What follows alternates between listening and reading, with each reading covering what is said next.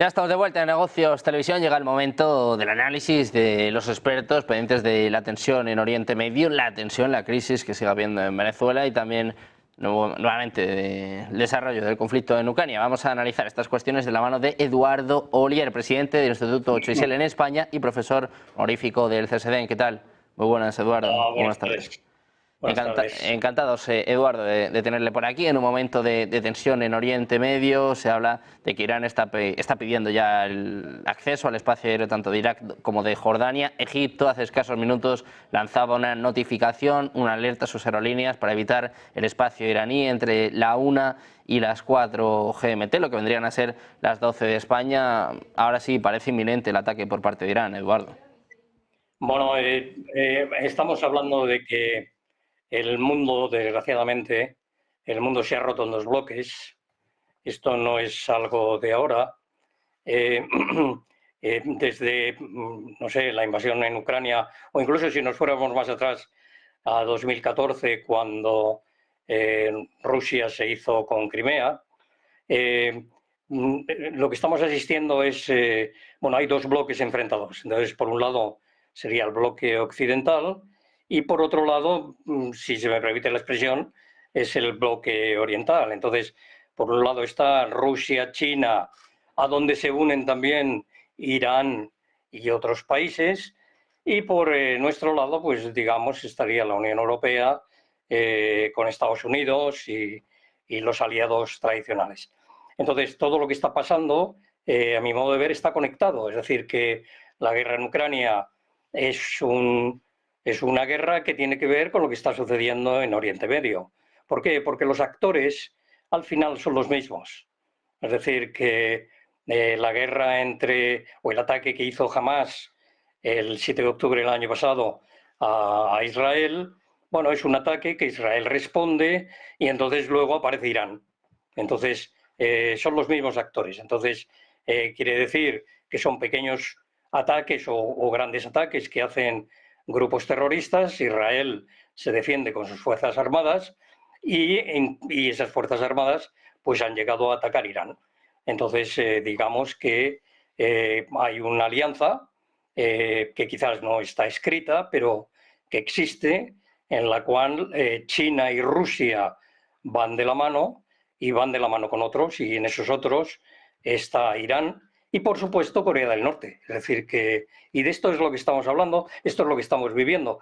Que esta escalada vaya a más o a menos, pues lo veremos en las próximas horas.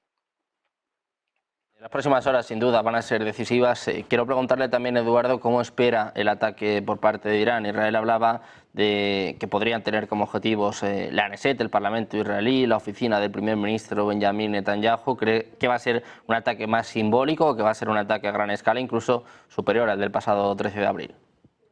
Bueno, estamos hablando, la guerra ha cambiado, digamos, estamos hablando de una guerra aérea, digamos, con drones, es decir, o con aviones no tripulados, si se quiere, porque cuando hablamos de drones parece que son, digamos, artefactos pequeños, pero los hay muy grandes. Entonces, el hecho de haber pedido Irán poder pasar por encima del espacio aéreo de otros países es que, bueno, es un ataque de drones inminente.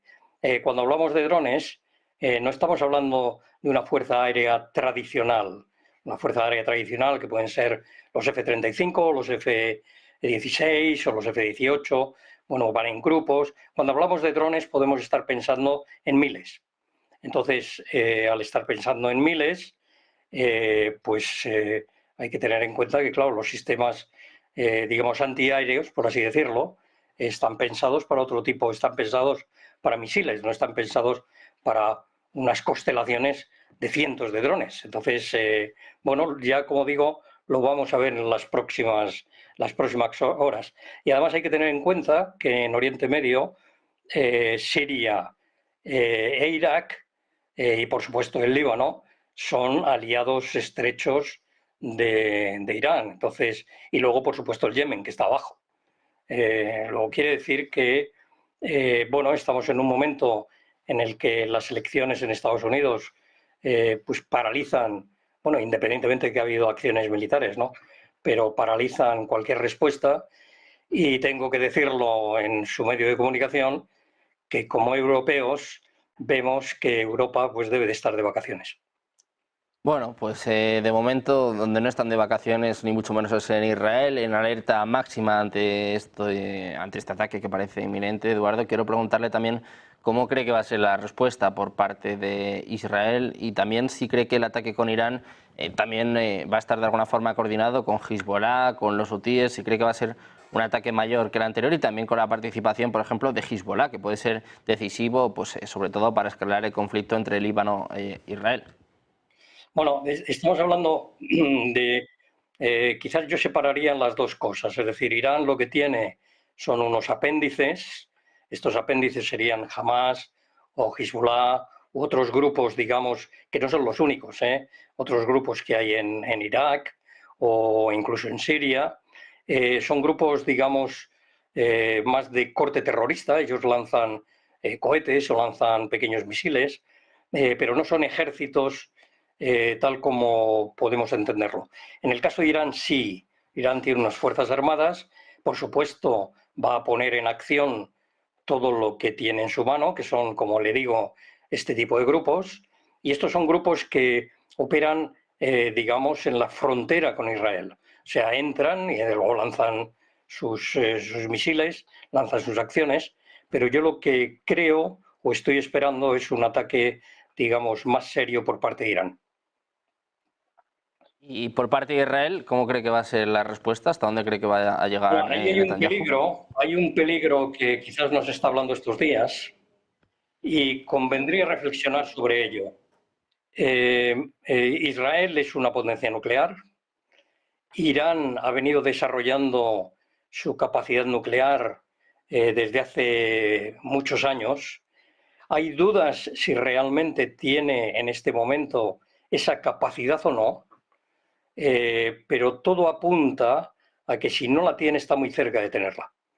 Quiere decir que convendría, los últimos libros que he escrito, siempre hablo de que Europa podría ser el elemento tampón para evitar una escalada a nivel global, pero Europa pues ni está ni se la espera. Entonces podemos ver, si no se tranquilizan los ánimos, podemos ver una guerra, digamos, absolutamente enorme en Oriente Medio que se conectará, por supuesto, con lo que está sucediendo en Ucrania. O sea, no, mi posición es que todo está conectado, no son cosas independientes.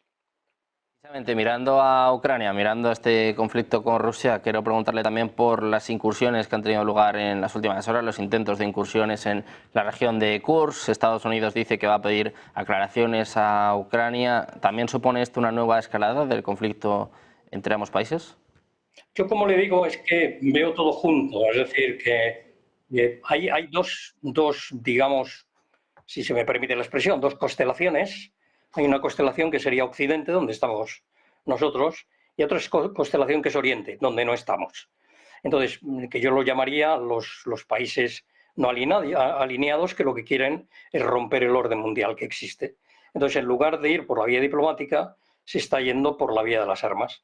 Entonces, no hay que olvidar que, por ejemplo, Rusia tiene los drones que está utilizando Rusia en la guerra en Ucrania son drones de fabricación iraní. Es decir, que incluso los iraníes ayudaron a Rusia a poner unas fábricas para fabricar este tipo de drones en Rusia, con lo cual es por lo que le digo, todo está conectado. Entonces, la debilidad de Occidente al tener ahora un escenario en Oriente Medio hace que Ucrania sea mucho más frágil. Y al ser Ucrania mucho más frágil, pues Rusia lo aprovecha. Es decir, que, como le digo, no hay que pensar en escenarios separados, sino todo forma parte del mismo conjunto. Bueno, pues pendientes de esta tensión internacional que sigue increciendo, cada vez más frentes abiertos. Muchísimas gracias, Eduardo, por estar con nosotros y aclararnos, explicarnos lo que está sucediendo. Un placer, como siempre, tenerlo por aquí. Muchísimas Muchas gracias, gracias. buenas tardes, muchas gracias. Muy buenas tardes. Nosotros seguimos pendientes de la actualidad nacional, internacional, geopolítica, económica. Una pausa y de vuelta con toda la información en Negocios Televisión.